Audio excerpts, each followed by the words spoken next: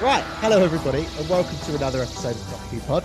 I'm Josh. With me, as always, is my co-host Jack, Hello there. and joining us again is Bradley Fuller. Hello, hello. How are you, boys? How's it going? Yeah, Yeah, not not bad, bad. mate. Not bad. Enjoying the new year. New year, same us, all that stuff. We should probably say Happy New Year to the listeners if we haven't already. I think we probably Yeah, that's true. no, we Yeah, did when Happy we New- did when we did Gridlock. I think When did that get released, though? just after or just before New Year's. Oh, okay. Fair play. Yeah, no, we've already done that. Happy New Year, everybody! Just in case we didn't. Today we are doing our review of the Lazarus Experiment, the Lazarus Pit, Lazarus Experiment, right? The Lazarus Experiment. Lazarus Experiment, an episode Bradley was infamously dreading, and one that I was quite excited to revisit. JP, in a word, Uncanny. okay. I presume I know what you're talking about. Bradley, Dead. wow, brutal. I think just good. I think just good times with it. I think it's just a Good? pretty good episode. Yeah, Really? but Wow. before we start talking about it, shall we jump over, Bradley, to your famous segment, Who News? Insert the music. Yeah, but I mean, we can, as we've discussed before we started the podcast, there isn't really a lot of news to talk about, really. Who news? Anyone got I anything? have not seen anything in the news. The only thing Not that I seen did even any promo or anything recently. No, it's been pretty quiet, all quiet on the West Front. But it has been 15 years since Matt Smith was announced as the Doctor. That's quite upsetting. Wow, that makes me feel old, to be fair. That's insane, isn't it? Oh, yeah, it is. 15 years, yeah. 2009. A Doctor I was Wow. famously not that invested in, I don't think. Excited to get back and redo him. Did you carry on watching through Matt Smith, or did you sort of give up as well, Brad? I think I watched sort of a couple of seasons in and then fell off and then came back when he regenerated. Watched the first episode of Peter Capaldi and then never watched it again. Until I got reintroduced again. Missing out on some top That tier first stuff. Capaldi episode's so bad, though. Even I will admit it's not his best stuff, to be fair. JP, have you ever seen a Matt Smith episode? I haven't, no. Which is Interesting. unsurprising, seeing as I'm watching through these for the first time and we're currently on David Tennant, so... We watched a couple of Peter Capaldi episodes back in the day. I'm sure. You said I'm that, sure and I really that don't happened. remember them.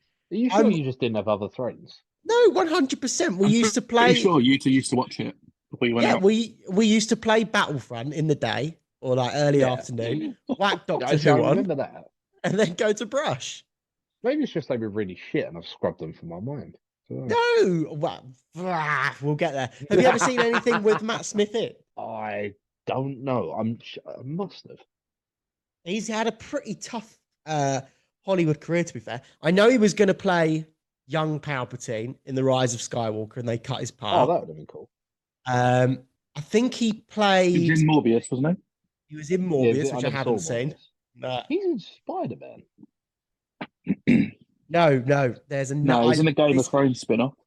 This came up the other day. Yeah, there's another actor called Matt Smith in original Tobey Maguire Spider-Man, which I'm okay. I'm going to bring up Spider-Man in this episode today. Quite excited to do that. And I think he played like a bad guy in one of the Terminators, I think. Yeah, I'm Did just he? looking through his Google thing now. Yeah. Yeah, I'm sure he was in a Terminator. But yeah, not a huge career following on from Doctor Who. Or to be fair, he's in a lot of mainstream Hollywood stuff, but it never does very well. Morbius, Terminator. Yeah. They all seem to be he's in duds. House of the Dragon. That's pretty big. That's like the spin-off of Game of Thrones, isn't it? He's king of TV, Yeah. though, to be fair. He was The Crown He's as in well. The He was Crown. Philip in The Crown. Yeah. He's done all right for TV, but not really. Same as David Tennant, just never really got the break in the movies. Oh, same as Peter Capaldi. Peter Capaldi has got his break in the movies. No, fairness. break Isn't was there that another big? one coming out that he's doing? Peter Capaldi? Pardon? I swear I saw something on TV advertised the other day. Yeah, he's got Capaldi's like a he's got a detective program coming out that looks pretty good. Is he? That's it. Yeah. Yeah. Only on Apple TV though, which is upsetting. Oh, God. yeah. But we know Never Apple been one of TV, they those. produce the quality. But no, I don't have anything to add for Who News really. JP, anything to add for Who News? No, I've got nothing. Sweet No? FA. Sweet FA. Well, in that case, should we jump in with the review then, boys? Let's do it. Crack on. Right, before we go any further, episode 6 of series 3, which means we're halfway through this series. We're also halfway through David Tennant's run. Wow, really? If you don't Well, include not technically. specials and stuff, yeah, this is well, yeah. I mean, he's never actually going to go away. But yeah, we're halfway through him as his first tenure as the Doctor. So he does three seasons. He only 3 seasons and then some specials, and then he comes back every year or so. Every anniversary. How do you think it's going so far, JP? I really like him, to be honest. I think so far, I did like. Look, I really like Christopher Eccleston, but I've got to say I can see why people prefer David Tennant because he's Interesting. just fun. You know, I feel like Christopher Eccleston was a bit more. He had some fun moments, but I feel like Christopher Eccleston was a bit more gritty, whereas David Tennant is a bit more fun, I guess is the word. You know, it's very theatrical, very loud and shouty, and this is how we're doing it and everything. And I just kind of like that. It's a bit more enjoyable to watch. Yeah, no, I actually totally agree with you. There's a theory in film that's called like the 4-quadrant theory. I don't know if either of you have heard this, but it's why people think the Titanic film did so well because it has something for everyone. So it's a romance film, it's an action film, it's a bit of a horror film, and it's a disaster movie. And Christopher Eccleston, he was quite niche, like you said. He's a bit grittier, he's a bit darker. Whereas David Tennant, he's cool. It's sort of like the James Bond effect. Men want to be him, women want to sleep with him. He's the action hero, he's the romance guy. Like he's definitely appealing to more audiences, right? Yeah. Yeah. No, and I get that. I think it's he no, in fact I fully agree. There is something in David Tennant for everybody watching. You know, if you prefer you kind of your sci-fi, lots of what I'd call intelligent jokes. That's perfect. He makes jokes that, and he says things that you go, yeah, that's scientifically accurate. He's action packed as well. I know it's something you don't like, but with was it the cigarettes? No, it wasn't the cigarettes. What was the one where he comes? His first episode, he comes and he loses a hand, and then the cigarettes. Yeah. Oh, it was the cigarettes. Yeah, when he comes back and it's he's quite literally sword fighting. Yeah. You didn't see Christopher Eccleston do that, But no, I really like him, to be honest. I think so far he's my favourite Doctor. There you go. Brad, what do you reckon? I hear you're not really a fan. Well, I think I've made it pretty clear that David Tennant is my favourite Doctor. He's definitely better than Christopher Eccleston. Christopher Eccleston, like you say, was niche and had that dark side. But I would say that David Tennant, I think, is very similar to Matt Smith. Yet the difference between the two is massive. Like David Tennant is a lot better than Matt Smith, in my opinion. But I can't define why. Because I do think they are very similar Doctors. It's also Matt Smith is very similar to David Tennant. It's not the other way around. Well, yeah, it has to be because he came after. But yeah, my issue with Matt Smith, and again, we'll obviously talk about it when we get there. He was too goofy. He was too childish. Whereas, I don't know, David Tennant has this like agency David Tennant has about that him. still, though. I don't think David Tennant's goofy. I think he's can be. He can be. I'm not sure. I'm not sure. JP, would you have described David Tennant as goofy at any point? A little bit, yeah. Really? There have been times that I would say he's a bit goofy. Like when he's joking around and he does the Ghostbusters thing and stuff, like at the end of series 2. I'd call that goofy. All right, so maybe I mean like Matt Smith's a bit more childlike, a bit more immature, maybe. Yeah, maybe. Yeah, there's a sense of naivety about him. Yeah, I don't know. I don't know. But we will get there. Rather than talk about a Doctor you've not seen yet, JP. Let's actually jump straight in with the episode now. The little tangent there. So I completely forgot this episode starts with the Doctor just dropping Martha off, just saying goodbye. You know what? Brad said I reacted the exact same way, yeah. Yeah, he said I'll be honest, the same thing. Yeah, I'll be honest, there's very little I remember about this episode apart from the actual villain of the episode. Same thing, I forgot how it started and I also forgot how it ended. Yeah, I mean, obviously we remember the villain for all the wrong reasons. Yeah. But yeah, no, I thought I thought it was a really interesting little thing. I loved getting a glimpse of Martha's panties. Thought it was very interesting, the goodbye between them. Martha not really asking to come on another journey. I thought that was quite interesting as well, like it just being a mutual goodbye.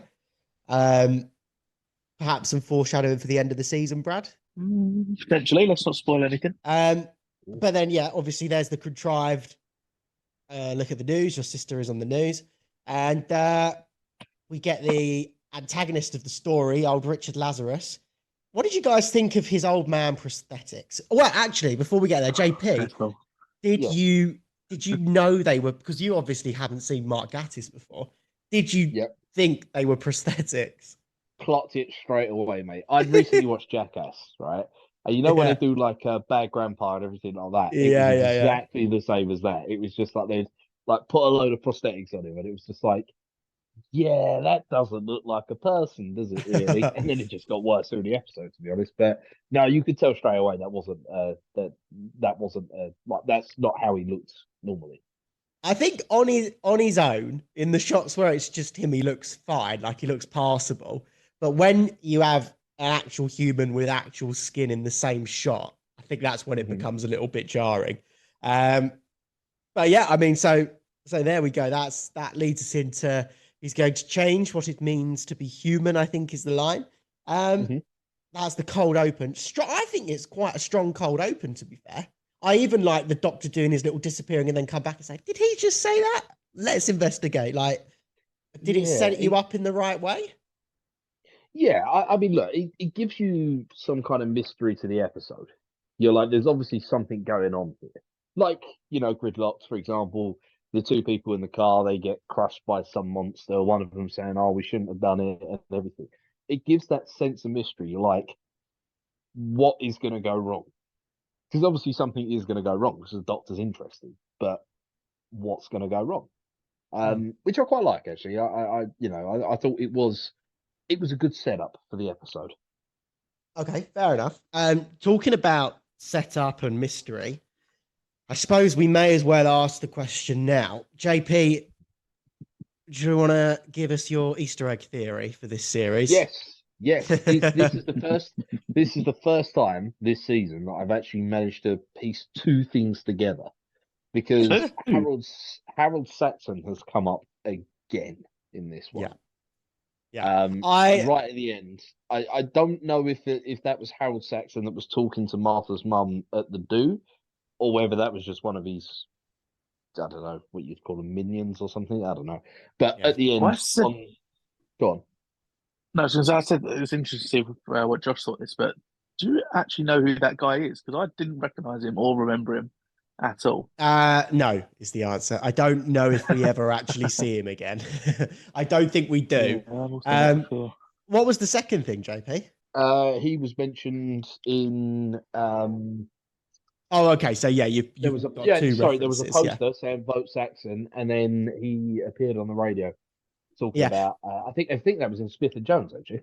The very first episode, and then we've had nothing since. And now, no, and that's the problem. I've not been able to find anything in between since. So I don't know if this is something I'm just missing, or whether there is just nothing in between. I've got no idea. No, there hasn't been anything. Me and Brad, before we started this season, we were actually talking about how there's no chance you're going to get the Saxon one. I don't know about you, Brad, but in my head, I thought throughout this series, there's literally just like one or two posters that you see. Fucking hell, it's so obvious in this episode. It's unbelievable. Right? Yeah, there's so many references, aren't there, to Saxon? I don't know if you mentioned it as well. There was a mention in the Christmas special as well that you picked up on, JP. So that's do you remember when they come out of the Thames bit, and they shoot the star down? I think they say something about orders from Mr. Saxon or something. Oh yes. No, I do remember. Yeah, that's to shoot it down. Yeah, so it's like even from before Martha's even there, it's mentioned. Well, if you guys cast your mind back, so many times. If you guys cast your mind back to Love and Monsters, our favourite episode from series 2, he's reading a newspaper that mentions Saxon on it. So all the way back, way over a series. So okay, so we've obviously given that Saxon is the Easter egg. I want to hear your theories on what it actually means, though, please, JP. I'm assuming he's the, he's the bad guy that, kind of everything, like, almost not quite the level of Harriet Jones, but more like he's working in the shadows, and it's going to be something that instead of trying to work with the Doctor, he's trying to use the Doctor for his own benefit, I guess you'd call it. Oh, And what do you think the benefit is? Love hearing the theories. I don't know, maybe to become immortal or something. I don't know. Okay, based off the Lazarus thing, that would make sense. Yeah, but you know what I mean. It's going to be something, or whether he wants to, I don't know, expand technology because he wants to invade other planets. It's going to be something that he is trying to manipulate the Doctor for his own benefit, and then it's going to be, kind of the Doctor gets captured, Martha's got to help, and all that stuff. That's what I'm thinking.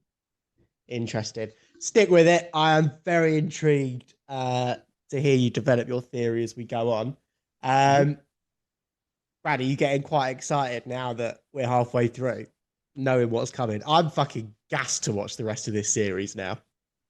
Yeah, because I mean, the next episode is pretty similar to the one that we're reviewing now, in the fact that I don't remember much of it. Again, I actually do remember the end of it, and I remember the middle, but I couldn't tell you what else happens. But after that, yeah, the episodes are great. I'm buzzing. Probably the best 5 episodes of a series, I'd say. I reckon the strongest like, tail end. But Yeah. back to this episode, sorry guys. So the Doctor gets himself invited to the event. We get his little black suit, which makes a recurring thing throughout the next sort of series or two. I like the little James Bond reference. I like his reaction to the James Bond reference as well. That for me is like the level of goofiness Matt Smith, I think Brad is thinking he's at, but Matt Smith would take that one too far, I think. And that's the difference between the two. It might just be the way they act that David Tennant just doesn't do it as bad as Matt Smith did. Yeah, it's the same thing where he gets called a science geek and he's like, oh, I quite like that, actually. Yeah, I'm happy to be a science geek. Like, that's all good stuff. Little bit goofy, but I would call that more, I don't know. I think that's, I don't know. I quite like that bit, to be fair. That doesn't upset me at all. Even the bit where he's like, oh, Mrs. Jones, nice to meet you. I've heard so much about you. Actually, nothing. We've been too busy to talk. It's like, oh, are you saying that in front of a mum? Well, I mean, this is the thing. 2 things. The Doctor in a tux was quite a cool thing. I'm not gonna lie. It was like, yeah, we're used to seeing him in his blue suit, but now he's he's dressed up. He's dapper. I quite like that. But yeah, the only thing that I didn't get, right, and there's no disrespect to Martha's sister at all, but she's like a kind of just a personal assistant, yeah, like a PA. Does that really equate a whole family invite to an event? I thought she was like head of PR. She runs. Yeah, she says she's head of PR. Yeah. Yeah, but really, she's just a personal assistant. She's there to assist Lazarus, isn't she? No, she's head of public relations. She put the organised whole thing, event together. Yeah, I don't know. I'm not sure. Really She done the guest list. Yeah, I don't think it really constitutes a whole family invite though. It's a bit weird, isn't it? Keep an eye on that, JP. Yeah. There's a reason, because you're absolutely right. When we first meet, is it Trish or Tish? Yeah, no, Tish. Tish. When we first meet Tish, you're absolutely right. She is a PA.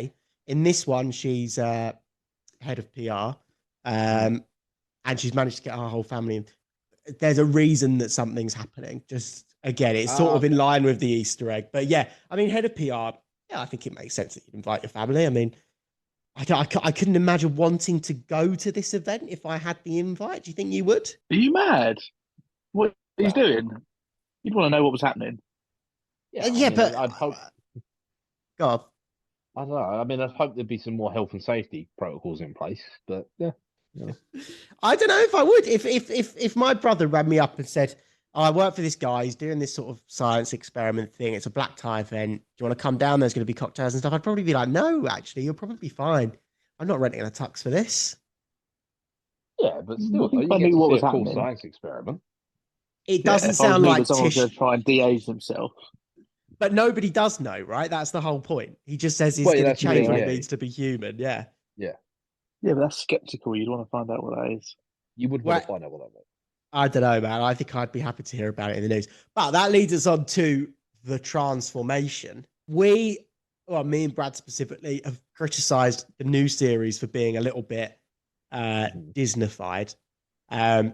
This is some pretty Disney stuff going on here, though, isn't it?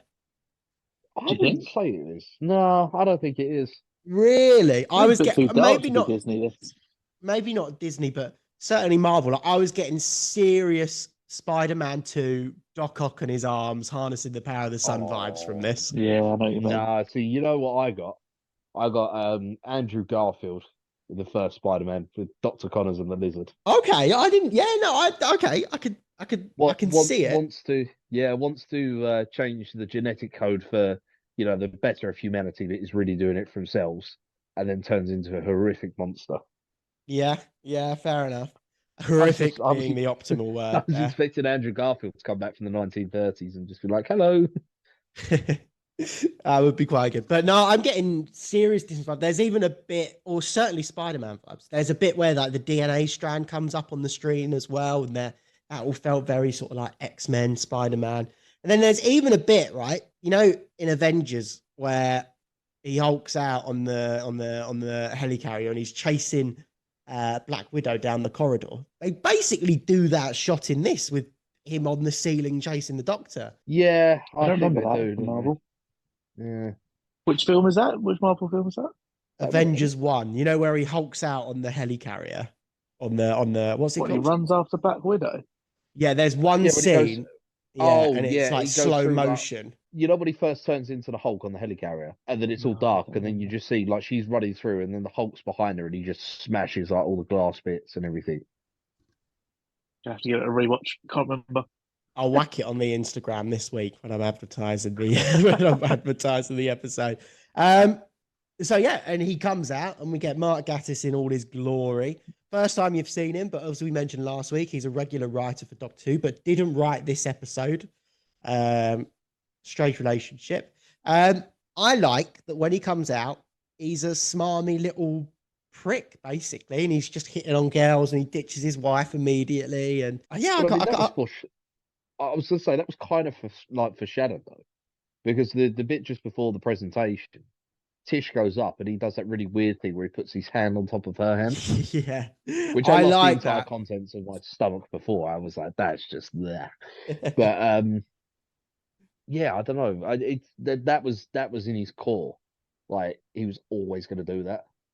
Yeah, well, this brings me on to the main thing that I like from this episode is that it's another comment on what it means to be human and our humanity, right? We've literally just had it with the Dalek human, and now we're getting it again with, they mention it numerous times throughout the episode. Is it, can a human do more with more life, or is it the human that makes the time count?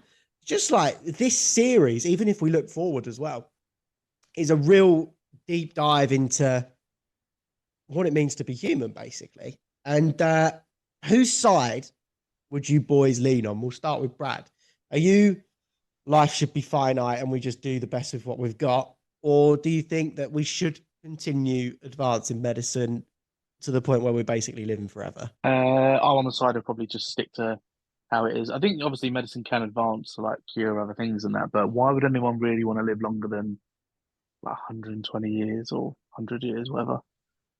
Like, that's too long. Especially if you're staying at that age, like being an old person. I don't think, it's a good quality of life, is it really? At No, but that if you point, get reset, want to do it all over again. like the Lazarus thing, I don't know. I think that's too much. too much. I mean, I guess until you're in that situation, you just wouldn't know, would you? Like, Would you imagine do living it because if we you don't were know. offered? We're in our 20s. Like, by the time you're 80 and you've lived 80 years of life, would you really want to go all the way back to 20 and go again? I'm not really sure I want to get to 30, if I'm being totally honest with you. Exactly. So why do you want to get to 80 and go again? only 4 more years to go, mate. Don't worry. But if I was like this billionaire scientist, I probably would want a couple of goes at it. Do you know what I mean? Like, I don't know, JP, what do you Well, yeah, think? but that's just because you have the money. Yeah, I mean, look, there's two things in it. It's using science responsibly. It's like it goes back to the cat thing, the cat people. in season 2, was it? Yeah, season 2. Yeah. So, like, science and technology is great, but it also comes at a cost. So that would be one of those things that only the rich would be able to do that. So the rich would live forever and the poor would just die normally. And then you then got to look at the fact of, would it become a basic human right to be able to, in theory, regenerate and live your life all over again? Do you think it should be a human right? That's a tough one, to be honest. If the Don't know. technology was there, should it be made available to all? Well, only if it could be made I think we available can to all. afford that. That is the thing. Well, yeah, Can't afford true, enough beds in hospitals, mate. Let alone afford people to go back and live their But life. I'm hopeful that in the future that kind of the NHS is the NHS wins the lottery. That's what I'm hoping. But yeah, I don't know. But this is the problem. Like, even now we're living till we're 80 years old. This planet, forget about the governments, forget about NHS. This planet is struggling to survive because we're all living so long. If you were to now double that, you okay there, Brad? Sorry, I just remembered something that we could have put in new news. What, you've got another Mars bar in the fridge? No, I had the last one actually. Go on, go on. No, I don't. You probably haven't actually seen it, Josh. To be fair, but on the topic of New Year's, but we've really just cut back here. But topic of New Year's, they did the London fireworks. Obviously, they do every year. I have seen this, and there was a little TARDIS They actually noise, did the little and Doctor Who noise. yeah, and apparently like Hartnell's face or something popped up in it. I'm not like a drone of Hartnell's face. No, yeah. I didn't. No, I don't remember seeing Hartnell's face or anything. But yeah, they did the TARDIS noise, and that was a nice little nod to Doctor Who coming back this year. You know, that would never have happened in the last 6 years. That's cool. No, that shows true. what Russell's done, in my opinion. Has it ever happened before? As far as I'm aware. To be fair, even I do don't you really remember really they watch it even every put year. the pink Barbie TARDIS on the Thames and stuff? Yeah, they've had other stuff like Yeah, that, I do remember that. recycled art and stuff. Yeah. And then he just kills his wife. Do you think he was going to kill her anyway? I think so. As a human for sure. or as a thing? As a human. No, as a thing. Yeah. No, why would he have killed her? He just would have divorced her. No, I think he was going to, you know. Don't What? forget the whole concept of this is that he just turns into, or it unlocks the genes that evolution put a stop to. So I'm not sure that his personality changes when he becomes this monster, other than the fact that he needs to feed. I like that concept. I think it's a pretty good idea, right? JP, what do you think? Yeah, I mean, it's the kind of the shady businessman, isn't it? Really, and I know he's a scientist more than a businessman, but it kind of feels invincible. Like, and I mean, it gives you that. I don't know if there's a word for it or not. Not like a hero's quest, but like the opposite. Makes the villain, because at that point he was just the sign. Like at that point in the episode, he was a scientist who had just rejuvenated himself, and he was about to sell it for millions. And then he kills his wife, and then suddenly he's a murderous psychopath who is just there to make himself better. Okay, yeah, it gives that not hero's purpose, but like literally the opposite of it. It gives him a villainous purpose. He turns from someone that's maybe misunderstood into someone that's an actual villain. Yeah, it's his origin story. I more meant the concept of like the monster is created because it's like he is just what we would have evolved into had our genes just gone slightly differently. Like, what do you think of that as a concept? I don't. I was trying to think this because I actually ended up watching this twice. Because I watched it the first time on my own and took notes, and then the second time with Brad. And both times I was trying to work out if it was a comment on that's what they think if human evolution didn't stop, that's what we would turn into. But then I also sat there and thought, because the doctor's mentions about he couldn't have taken into consideration all of the variables. So I think that was just one of the variables going wrong. So it wasn't necessarily the peak of human evolution. I think that was just, it was an accident, a laboratory accident, that kind of thing. No. So it's supposed to be that, like, you know, we had gills at one point and then we evolved to a point when we didn't need that. So in theory, that gene would still be in us, just not unlocked. So it's like, you know, if we hadn't evolved this way, we would have evolved that way instead. I think that's fascinating, to be fair. But let's be real, it is let down by the wank CGI, and I think Brad, that's your biggest issue with the episode, probably. I mean, it's the biggest issue of the episode. Like, it looks shocking. I mean, the thing me and JP discussed as well, the actual monster itself doesn't look that bad. It's the face. It's Having the the face look so human on I don't even know what you'd call it. What do you even call that monster? Like Well, a it is technically a human. type thing. The thing is, like, it's not even it's Mark terrible. Gatiss's face. That's what I don't understand. No, and that's a that good point, actually. That was my thing, right? Because I actually think it was supposed to be, but I don't think the CGI was there and it was good enough that they actually made it his face. It And must be his face. No, it's not. It's someone else's face, and it's somebody else's voice as well. No, it is. No, I think it's. Really? I think they tried to make it his face, but they just couldn't get the CGI right. Because you've got to remember, this is still what, 2006, 2007. Yeah, we've got better than this. We've seen better CGI faces in Doctor Who than this. Yeah, but I've also seen worse CGI now. I Do you mean, reckon they filmed this one last and ran out of budget? I don't know. Because this Very isn't. possible. I mean, I don't know how you can look at that and say, yeah, that'll go out on BBC One. That'll do well. I don't think it's that bad. I think, don't get me wrong, it's not good, but when you're in the story, I think you can see past it. There's one bit at the end when Martha's hanging from the clock tower and he's like roaring as the bells go or the organ goes or something, and you see like his rib cage, and it looks fucking amazing, like really genuinely very good. Yeah, and that's the thing. I think if you was to take the head of the monster away, I think it would be a very good monster. But the face lets it down, and that's the problem because they still have this issue now. So they do a lot of like with dead actors and actresses, like they do it like Star Wars with Peter Cushing and everything like that. The mouth is one of the hardest parts to try and animate. So even if you was to get and like motion track all of the face, the mouth, the corners of the mouth will be the most difficult thing to do. Which is why if you're ever trying to look for like deep fake stuff, you either look at fingers because for some reason AI just can't work out how human hands should look like, and you also look for the mouth as well because it's just so difficult to animate a human mouth. It's just it can't get it.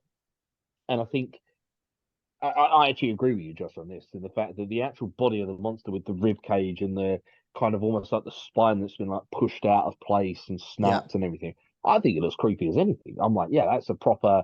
It almost looks like it looks inhuman. You're like, it makes you uncomfortable. Like the rib cage is exposed. You're like, oh, that just doesn't look nice, But the face lets it down, and that's the problem because the note I put is it creepy because it's creepy, or is it creepy because of the uncanny valley?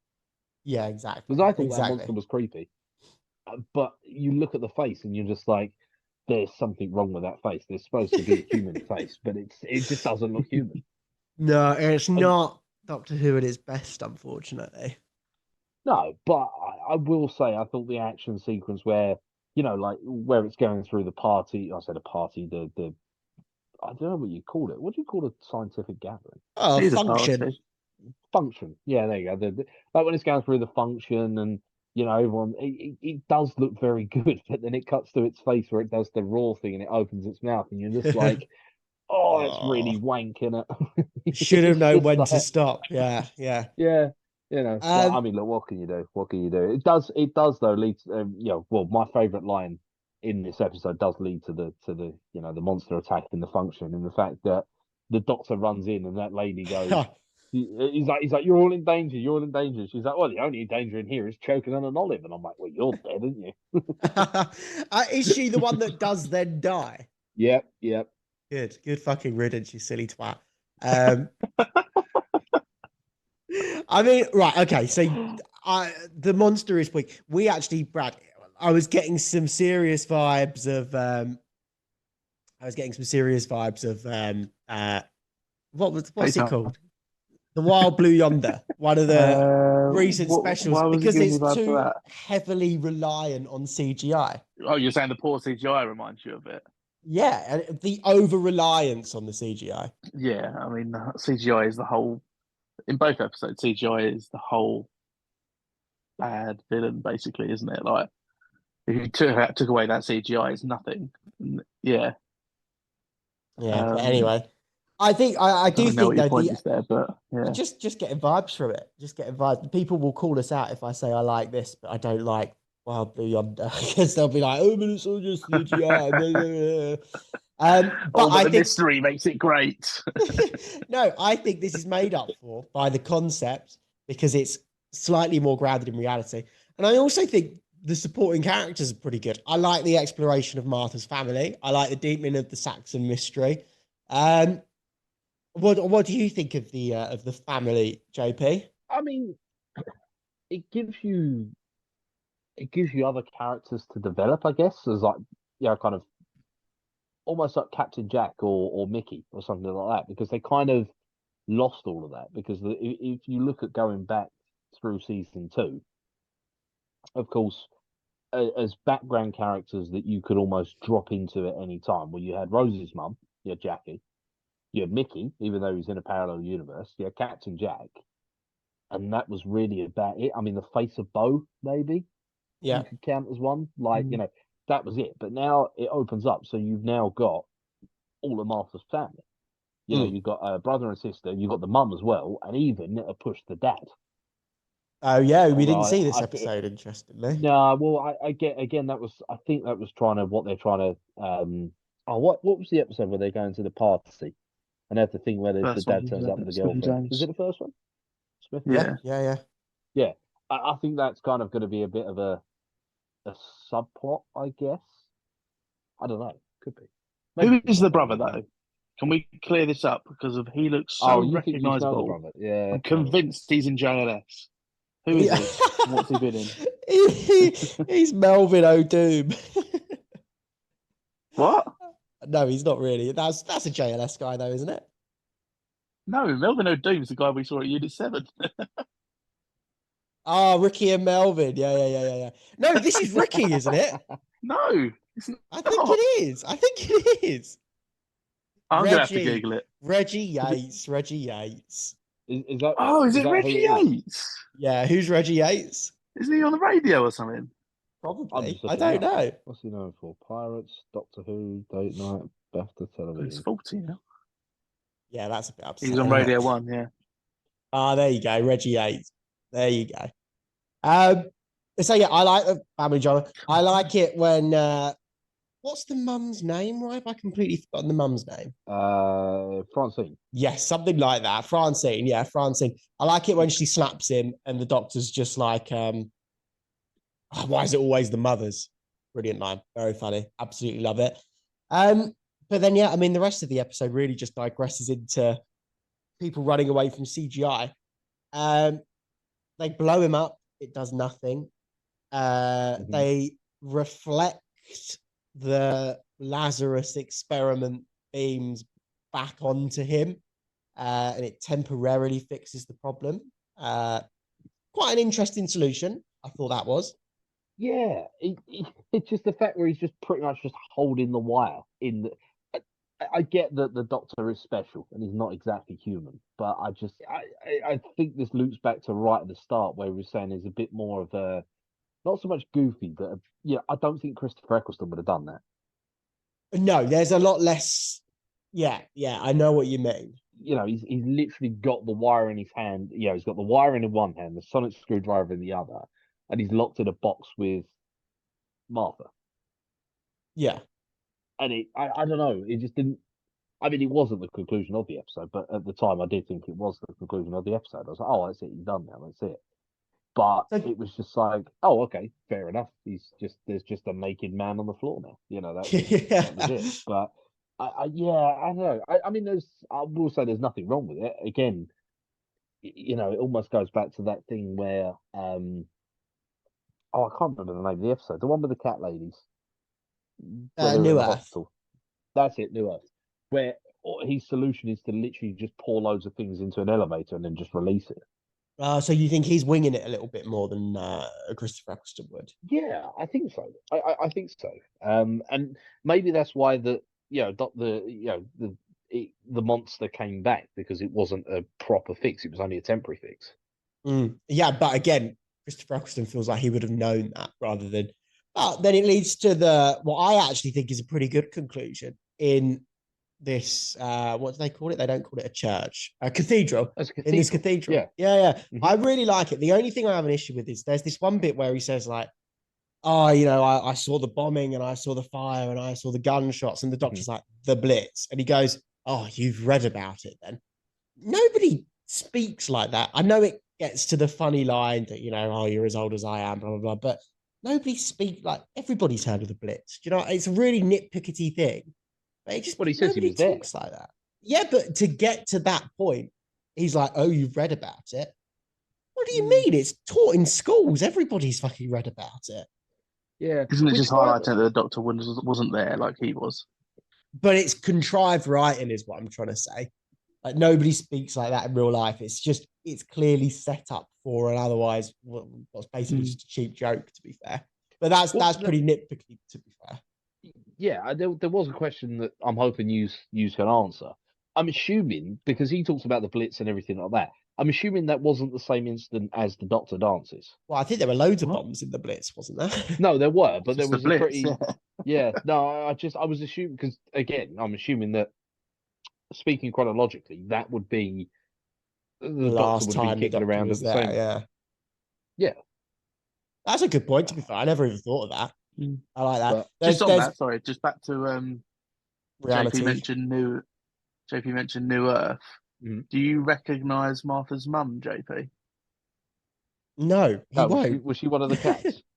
Yeah. What do you mean he won't? Why wouldn't he? We spoke about this when we did the New Earth episode. Even we couldn't even tell which one was Martha's mum. How would we have done that when you I hadn't seen Martha's mum yet? No, but we had this discussion. I said, "Do you know which one it is?" And we were both like, "Nope, no fucking idea which one it is." So there's no way, JP. We knew which one it was. It's Novice Hame, isn't it? It's not Novice Hame. We've had this discussion literally less than 6 months ago, for fuck's sake. Oh, sorry, I don't remember 6 months ago. So what do you mean? I don't know who it is then. I don't know. It's a recorded conversation on this podcast. We were Googling it and everything. I don't remember that. I don't know what you're on about. Anyway, there's one more line that just pissed me off a little bit. It is when they're in the cathedral again. And Lazarus turns to the doctor and says, "You've not been able to stop me so far." He literally just stopped you 5 minutes ago. That's why you're in this cathedral. What are you talking about? Yeah, I got that. And the other problem I had as well is Martha and Tish just love stopping for a fucking chat, don't they? They're being chased by some abomination, and then they just stop dead to have a chat with the doctor. And it's just like, I get that you got to speak to him, but at the same time, just fucking run. No, exactly. And this for me is when Doctor Who's at its weakest as well. Is when there's two things chasing each other down a corridor, and it doesn't matter what speed they're running at. They're never going to catch up with each other. And you show him right next to them in one shot, and then they're miles away from each other in the next shot. It just pisses me off. It's lazy. Blue yonder. Wild blue yonder. Fucking the Slovene back in Aliens of London. There's so many examples of it. It pisses me right off. But your favourite episode. So it then gets wrapped up quite nicely. He falls to his death. Martha nearly falls to her death. And we get the second goodbye between Martha and the Doctor of this series. Oh God, she's annoying. Martha's so annoying. I agree. Yeah. Glad you said that. She's so needy. She's so fucking needy, man. Get over it, Martha. She's not interested. It's annoying though, because we've got so much to come and it's so different to how she actually is. I know. What changes? I don't get it. It's the conversation that they have in the last episode. That's what changes. But yeah, one of my favorite episodes, or one of my favorite stories, is the two-parter that's coming up with the fob wash Brad. And I'm thinking ahead. Oh yeah. And she's so in love with the Doctor in those episodes. I'm getting angry thinking about it. I haven't rewatched this series properly for years. It's amazing how obsessed over the Doctor she is. It is exhausting. Yeah. But hey, they agree. and she's now an official companion. I thought he was going to give her a key. I'm glad he didn't. I thought that as well. Yeah. Yeah. Yeah, but, Yeah. she gets to Yeah, hold the Rose sonic screwdriver didn't a they? few times. Oh, yeah, cheeky. And that was she did actually use the sonic screwdriver a couple of times, and I don't think Rose ever did. Yeah, I'm must sure be there's done. an example. Yeah, I'm sure there's an example of her doing it. But yeah, no, just set him 54 or whatever it was. Boom, bosh, Bob's your uncle, done. Doors are open. They all escape, blah, blah, blah. Episode wrapped up quite nicely. I think it's a pretty good, fun, non-important Doctor Who story. I think it's boring. Adds nothing to the story. It's not even a good story. It's not executed well. I don't like it. I just don't. I don't like it. I thought it ended when they went to the cathedral and that was it. It was it. I thought that was the end. And then there was that whole extra scene of the whole him going back into the monster and chasing them. And it just dragged it out longer than it needed to be dragged out for. Yeah. No, I agree. Yeah, I I agree. don't know. I always say, like, kind of, I'm like, oh, well, there was more good things than bad things in this one, so I've got to go with good. But I think there wasn't enough in this episode for me to go, oh, there was more good things than bad things, really. It was a bit shit. Oh, wow. Okay. I know, Interesting then. I wouldn't have said it was the worst episode of Doctor Who, but as I said, normally I'm like, oh yeah, well there was some good, there was more good parts than bad parts, but unfortunately, I think there was more bad parts than good parts for this one. Wow. Well, I'd in say that it's the worst case, episode of this series. oh, fuck right off. A million miles away from the worst episode of the series. the JP, love worst it or then? hate it? Yeah, it's got to be a hate it for me. Yeah, which again sounds really like kind of harsh, but that's just, as I said, there was more things I didn't like than I did like on this one. No, fair enough. Brad? Yeah, I hate it. It's the worst one of the series. Unbelievable. Shakespeare Code is the worst one of the series, just to be very, If very I was clear. disagree, if I was to go back and rewatch an episode, I'd rather rewatch Shakespeare than this one. Wow. I'm fascinated. I'm going to go with love it. Listen, I don't think it's brilliant. I don't think I'd hurry back to rewatch it. Have a lot of fun with it. I really like Mark Gattis' performance. I really like the Doctor in it. I like the expansion of Martha's family. The monster, yeah, fine. It's not that great, but that's okay. The concept of it is pretty interesting. And it does more setting up for the finale than I think we realize at this point as well. There's obviously the Saxon mystery, and then there's one other thing that comes back for a Yeah, you could payoff have as put that well. in any other episode. It's just convenient that it's in this episode. No, this episode is like this episode is so important for the finale. If you think about it, Brad, Not really. what happens? Is that- Just think about it. What happens in the finale, and how does it happen? Yeah, I know, I get that, but that doesn't mean that this is a good episode. No, but I'm saying there's enough here to warrant it being an important there's enough here to worth Yeah, it all right. being. There's 30 seconds of this episode that are important. No, that still doesn't make there's it good. more than that. I 30 think No, seconds, there isn't. Jesus. there is. Anyway, did you watch the next time trailer, JP?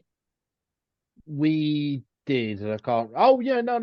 I never make notes on the next time thing because I never know if we talk about it. It's the one that I thought it was the Satan pit again. Yes, it's the Yeah, I pub did see what you quiz meant. To be fair, episode. yeah, the pub What does quiz that mean? episode, and where Cindy Bill returns again from the dead. Another EastEnders reference. Oh, Phil Mitchell.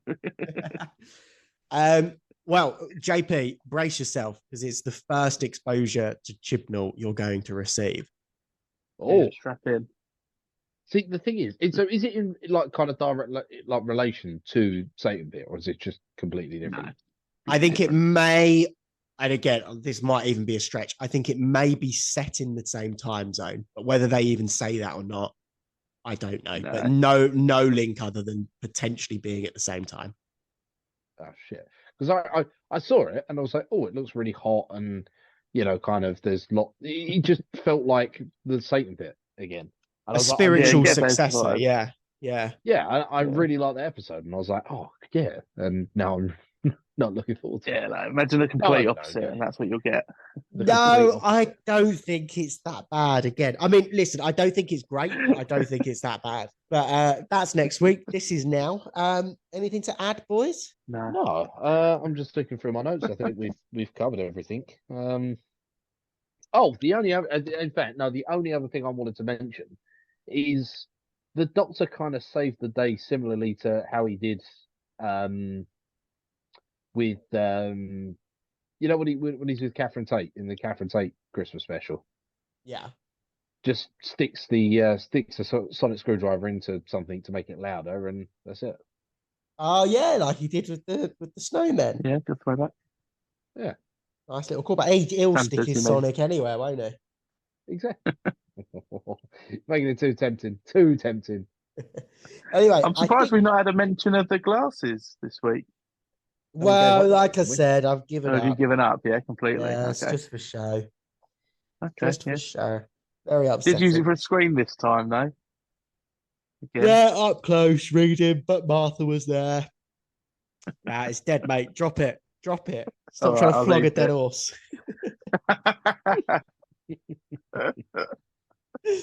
Anyway, that's your only good segment, though. Fuck off. Wow. This whole Some of what podcast JP's is got, my JP's got segment, you something. silly pricks. And I literally introduced that comment section one last week as well. That's going to come back next week. I'm just collating a few. Oh, we're doing that today? No, next week. Yeah, I couldn't be asked to comment screenshot section? the comments.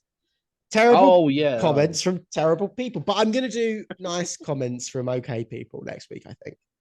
So write in with your nice comments for a chance to be shouted out on the episode. Why are they not nice people?